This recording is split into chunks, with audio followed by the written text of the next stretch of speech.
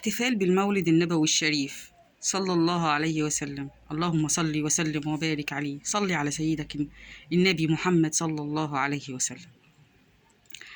احنا كنا نعرف ان الاحتفال بالمولد النبوي الشريف ان احنا نصوم، يعني نحيي الذكرى الجميلة العطرة دي بالصيام، قراءة القرآن، نحيي سنة عن النبي محمد صلى الله عليه وسلم. لكن ايه اللي احنا شايفينه ده؟ ايه ده؟ ومال علي جمعة قاعد يدي ايده للعيال يبوسوها كده. ايه ده؟ هو انا شفت المشهد ده فين قبل كده؟ بشبع عليه يعني. ثانية واحدة، هو مش المشهد ده بنشوفه في الكنايس؟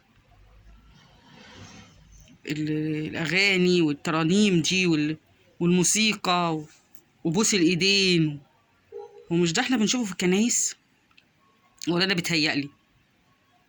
مش ده برضو التشبه بالنصارى مع سيدنا؟ هو سيدنا النبي محمد صلى الله عليه وسلم كان بيحتفل بميلاده بالطريقة دي؟ يعني ورد عن النبي إن هو احتفل كده؟ لا والله. وإيه التشبه بالنصارى ده؟ احنا من امتى كان عندنا الجوامع بتبقى فيها موسيقى وترانيم وكلام كده؟